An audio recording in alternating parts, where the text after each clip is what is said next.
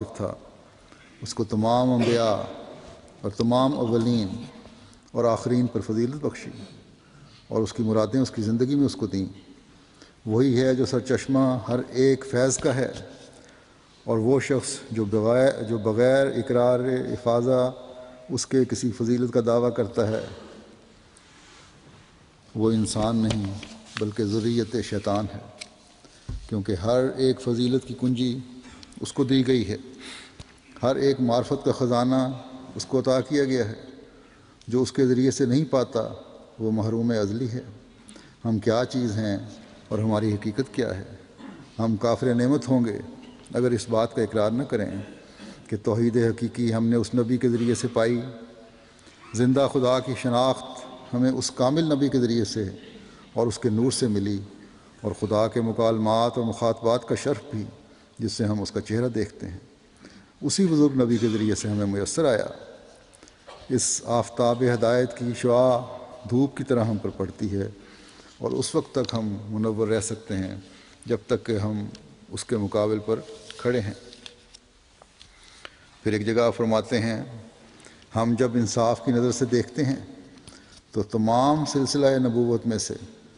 اعلیٰ درجہ کا جوان مرد نبی اور زندہ نبی اور خدا کا اعلیٰ درجے کا پیارا نبی صرف ایک مرد کو جانتے ہیں، یعنی وہی نبیوں کا سردار، رسولوں کا فخر، تمام مرسلوں کا سرتاج، جس کا نام محمد مصطفیٰ و احمد مجتبیٰ صلی اللہ علیہ وسلم ہے، جس کے زیر سایہ 10 دن چلنے سے وہ روشنی ملتی ہے جو پہلے اس سے 1000 برس تک نہیں مل سکتی تھی۔ پھر آپ فرماتے ہیں ایک جگہ کہ میرا مذہب یہ ہے کہ اگر رسول اللہ صلی اللہ علیہ وسلم کو الگ کیا جائے اور کل نبی جو اس وقت تک گزر چکے تھے سب کے سب اکٹھے ہو کر وہ کام اور وہ اصلاح کرنا چاہتے تھے جو رسول اکرم صلی اللہ علیہ وسلم نے کی، ہرگز نہ کر سکتے تھے۔ ان میں وہ دل اور قوت نہ تھی جو ہمارے نبی کو ملی تھی۔ اگر کوئی یہ کہے کہ نبیوں کی معاذ اللہ سوء ادبی ہے تو وہ نادان مجھ پر افترا کرے گا۔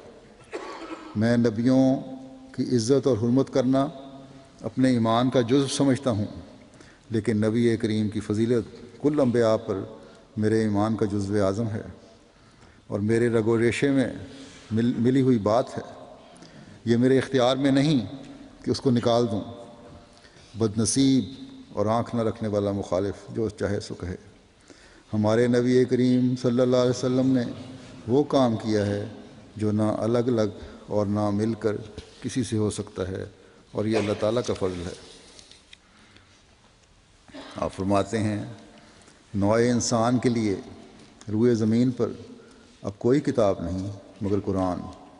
اور تمام آدم زادوں کے لیے اب کوئی رسول اور شفیع نہیں مگر محمد مصطفیٰ صلی اللہ علیہ وسلم۔ سو تم کوشش کرو کہ سچی محبت اس جاہ و جلال کے نبی کے ساتھ رکھو، اور اس کے غیر کو اس پر کسی نوع کی بڑائی مت دو،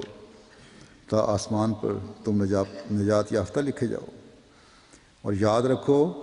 کہ نجات وہ چیز نہیں جو مرنے کے بعد ظاہر ہوگی، بلکہ حقیقی نجات وہ ہے کہ اس دنیا میں اپنی روشنی دکھلاتی ہے۔ نجات یافتہ کون ہے؟ وہ جو یقین رکھتا ہے جو خدا سچ ہے اور محمد مصطفیٰ صلی اللہ علیہ وسلم اس میں اور تمام مخلوق میں درمیانی شفیع ہے، اور آسمان کے نیچے نہ اس کے ہم مرتبہ کوئی اور رسول ہے اور نہ قرآن کے ہم مرتبہ کوئی اور کتاب ہے، اور کسی کے لیے خدا نے نہ چاہا کہ وہ ہمیشہ زندہ رہے مگر یہ برگزیدہ نبی ہمیشہ کے لیے زندہ ہے۔ پھر آپ فرماتے ہیں اس آن صلی اللہ علیہ وسلم کی ہمیشہ کی زندگی کی تعریف کرتے ہوئے، یہ کس طرح زندگی ہے آپ کی؟ فرمایا کہ یہ عجیب بات ہے کہ دنیا ختم ہونے کو ہے مگر اس کامل نبی کے فیضان کی شعائیں اب تک ختم نہیں ہوئیں۔ اگر خدا کا کلام قرآن شریف مانے نہ ہوتا، یعنی اس کی وجہ سے وہ روکنا ہوتی، تو فقط یہی نبی تھا جس کی نسبت ہم کہہ سکتے تھے کہ وہ اب تک ما جسم عنصری زندہ آسمان پر موجود ہے، کیونکہ ہم اس کی زندگی کے صریح آثار پاتے ہیں۔ اس کا دین زندہ ہے اس کی پیروی کرنے والا زندہ ہو جاتا ہے اور اس کے ذریعے سے خدا مل جاتا ہے، اس کے ذریعے سے زندہ خدا مل جاتا ہے۔ ہم نے دیکھ لیا ہے کہ خدا اس سے اور اس کے دین سے اور اس کے محب سے محبت کرتا ہے، اور یاد رہے کہ در حقیقت وہ زندہ ہے اور آسمان پر سب سے اس کا مقام برتر ہے، لیکن یہ جسم عنصری جو فانی ہے یہ نہیں ہے،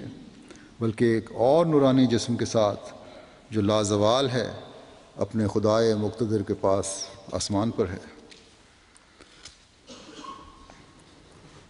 بس اگر کوئی انصاف کی نظر سے دیکھے تو یہ کہے بغیر نہیں رہ سکتا کہ جس طرح حضرت مسیح موعود علیہ السلام نے حضرت صلی اللہ علیہ وسلم کے مقام کو پہچانا ہے، کوئی بھی نہیں پہچان سکتا، اور آپ ہی وہ مرد مجاہد تھے جنہوں نے حضرت صلی اللہ علیہ وسلم کی ذات پر حملے کی صورت میں سب سے پہلے مؤثر آواز بلند کی۔ 1897 میں جب پادریوں کی طرف سے مشن پریس گجرانوالہ میں اسلام کے رد میں ایک کتاب شائع ہوئی اور اس میں حضرت صلی اللہ علیہ وسلم کی ذات کے بارے میں انتہائی بریدہ دہنی کی گئی اور مسلمانوں کو اشتعال دلانے کی کوشش کی گئی، اور پھر مسلمانوں کا دل دکھانے کے لیے 1000 کاپی اس کتاب کی علماء اور مسلمان لیڈروں کو مفت تقسیم کی گئی، اور ایک کاپی اس کی حضرت مسیح موعود علیہ السلام کو بھی بھیجی گئی۔ اس پر حضرت مسیح موعود علیہ السلام نے ایک اشتہار دیا اور حکومت کو توجہ دلائی کہ گو قانون بے شک یہ کہہ دے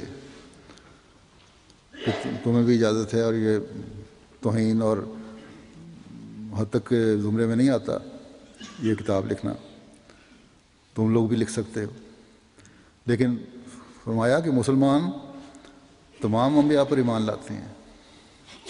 اس لیے حضرت عیسیٰ علیہ السلام یا کسی اور نبی کے بارے میں اس طرح کی لغویات نہیں لکھ سکتے، بےہودہ گوئی نہیں کر سکتے۔ آپ نے حکومت کو مشورہ دیا کہ گورنمنٹ ایسا قانون بنائے کہ جس میں ہر ایک فریق صرف اپنے مذہب کی خوبیاں بیان کرے اور دوسرے کے فریق پر گند اچھالنے کی اجازت نہ ہو، اور یہی طریقہ کار ہے جس سے امن امان اور بھائی چارہ قائم ہو سکتا ہے، اس کے علاوہ اور کوئی بہترین طریق نہیں ہے۔ آپ کو حضرت صلی اللہ علیہ وسلم کے مقام و مرتبے کی حفاظت اور مخالفین کے آپ صلی اللہ علیہ وسلم کی ذات پر اور اسلام پر حملے کے خلاف